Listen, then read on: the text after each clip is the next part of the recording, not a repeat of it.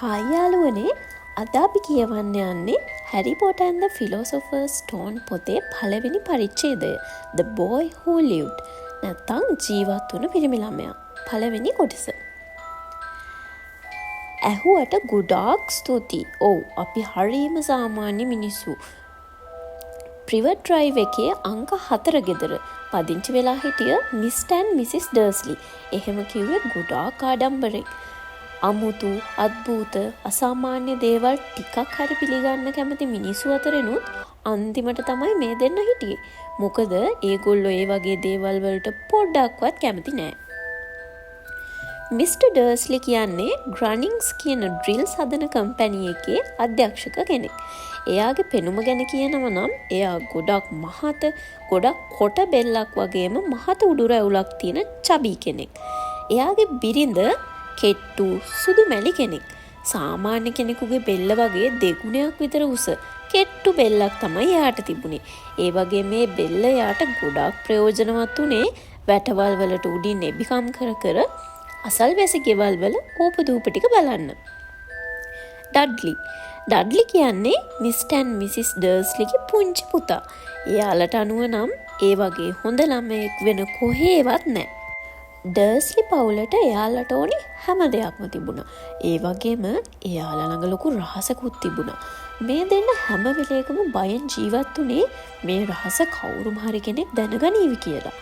පොටර්ස්ලා ගැන කවුරුම හරි දැනගත්තොත් ඒක කොයි විදිහකින් දරා ගන්නද කියලාවත් එයාලා හිතන්න කැමති වුණේ නැහැ. මිසිස් පොටර් කියන්නේ මිසිස් ඩර්ස්ලිගේ නංගි.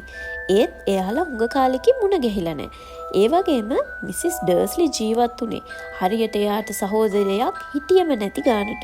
මොකද නංගි එයාගේ කිසිම වැඩකට නැති මහත්තයයි ඩර්ස්ලිලාගේ පවුලට කොහෙත්ම ගැලපුණේ නැහැ.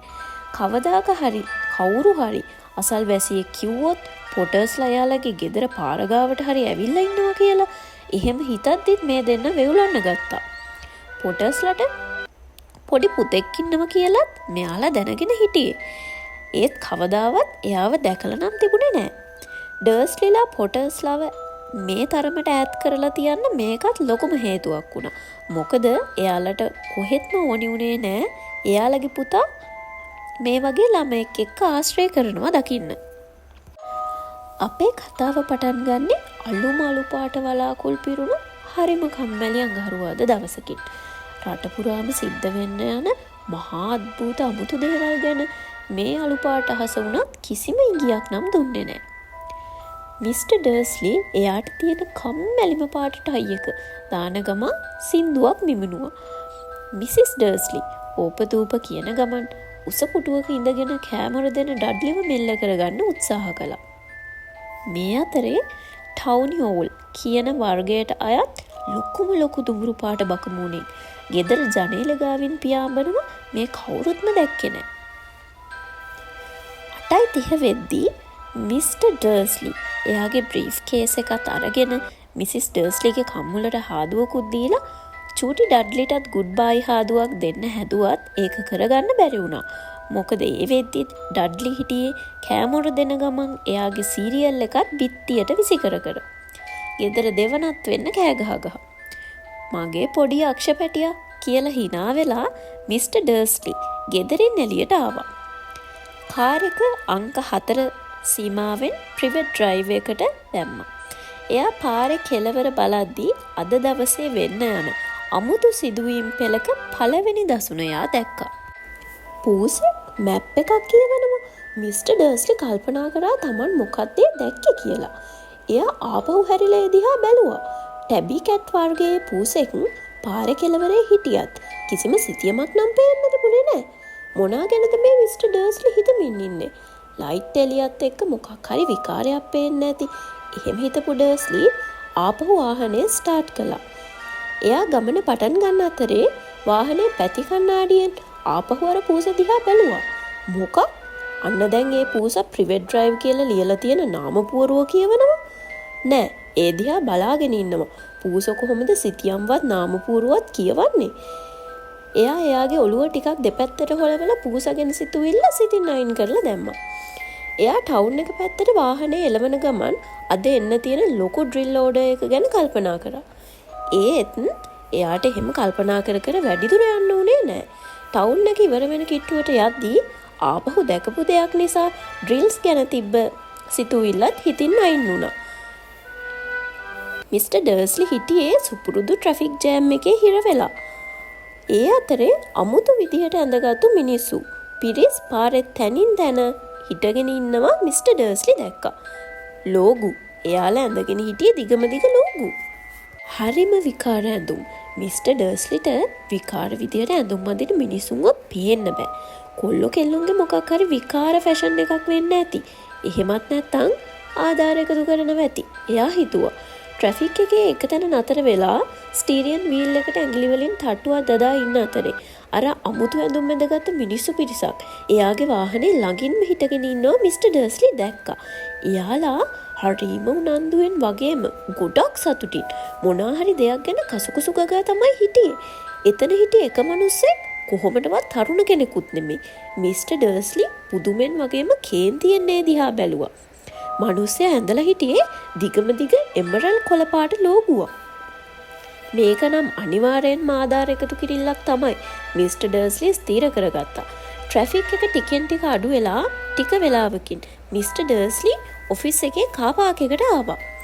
ආපහු එයා ඩ්‍රිල්ස් ගැන හිතන්න පටන් ගත්තා.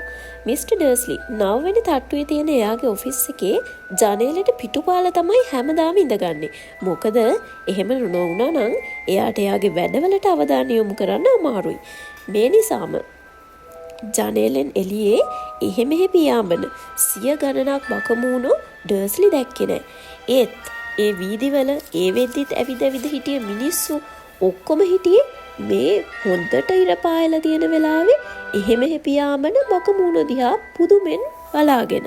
මොකද ඒ කිසිම කෙනෙක් දවල්ට තියා රැටවත් මේ තරම් බකමූණු දැකලා තිබුණේ නෑ.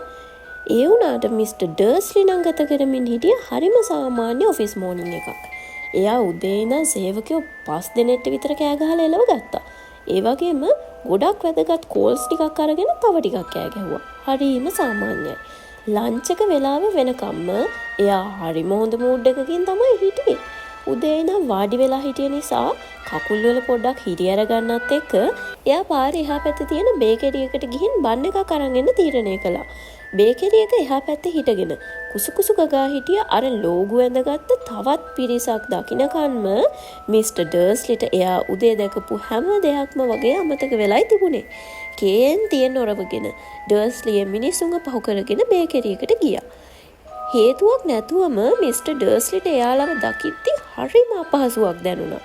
එයාලත් අර උදේ දැකපු අය වගේම හරිම සතුටින් මොමිනමින හිටියේ. මිස්ටර් ඩර්ස්ලි ගොඩක් අවධානයෙන් බැලුවත් සල්ලි එකතු කරන ටින් එකක් වගේ දෙයක් නම් කිසිම කෙනෙක් ගාව තිබුණෙත් නෑ. බේකරි එකෙන් තඩි ඩෝනට් එකකුත් බෑග් එකට ඔබාගෙන ආපහු එන අතරමඟදී අර මිනිස්සු කතා කර කර හිටපු වචන දෙක තුනක් ඇහිඳ ගන්න මිස්ටර් ඩර්ස්ලිට පුළුවන් වුණා. පොටර්ලගේ පුතා හැරි මොකක්? ඕ එහෙම තමයි ඒගොල්ලෝ කිව්වේ. මිස්ටර් ඩර්ස්ලි බයෙන් සලිත වෙලා ගියා. එයා මොනවම හරි කියන්න වගේ මිනිස්සු දිහාවට හැරිලා ආපහු ඔෆිස් එක පැත්තට ඉක්මනට ඇවිදගෙන ගියා. එයා යන ගමන්ම තමන්ට ඩිස්ටර්බ් කරන්න එපා කියලා සෙක්‍රටරිටත් කියාගෙනමයි එයාගේ පුටුවට ගියේ. වෙවුලනාතින් හරිම කලබලෙන් මිස්ටර් ඩර්ස්ලි එයාගේ ගෙදර නම්බර් එක ටෙලිෆෝන් එකේ ඉබුවත් නම්බර් එක ඩයල් කරන්න කලින් එයාගේ හිත පොඩ්ඩක් වෙනස් වෙලා ආපහු රිසීවර් එක තිබ්බා. තියලා රැවුල අත ගන්න ගමන් ලොකු කල්පනාවකට වැටුණා. අනේ මං වගේ මෝඩයෙක් පොටර් කියන්නේ කොච්චර සුලභ නමක්ද? ඕනි තරම් පොටර්ස්ලා ඇති හැරි කියලා නම තියෙන පුත්තු ඉන්න. අනික මට මතකත් නෑ එයාලගේ පුතාගේ නම හරියටම හැරීමද කියලාත්. හාවි හරි හැරල්ඩ් හරි වගේ නමක් වෙන්නත් පුළුවන්. මිස්ටර් ඩර්ස්ලි හිතුවා. නිකම් මිසිස් ඩර්ස්ලිව කලබල කරන්න ඕනි නෑනේ.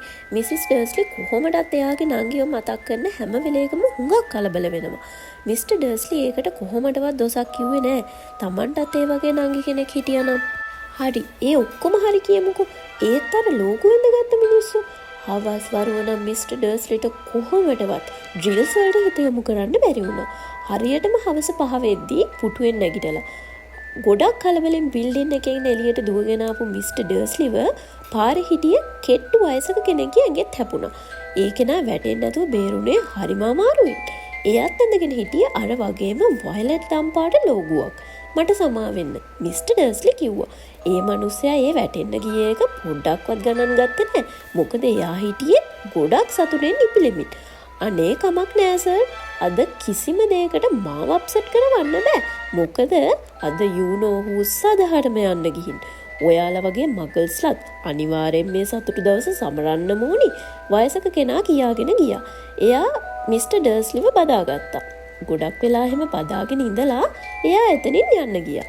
මිස්ටර් ඩර්ස්ලිට කිසිම දෙයක් හිතාගන්න බැරිව එතනම හිටගෙන හිටියා. කවදාවත් දැකලා නැති මිනිස්සෙක් එයාව හග් කළා. ඒ වගේම මේ මිනිස්සයා එයාට මගල් කියලා විකාර වචනකින් කතාත් කළා. මිස්ටර් ඩර්ස්ලි ඉක්මනින් එයාගේ කායකට යන්න පිටත් උනේ මොනවාද විකාර දේවල් එයාට මැවිලා පේන්නේ නැති කියලා හිත. මැවිලා පේන දේවල් ගැන විශ්වාස නොකලත් මේ දේවල් ඇත්තට වුණා වෙන්නත් බෑනේ.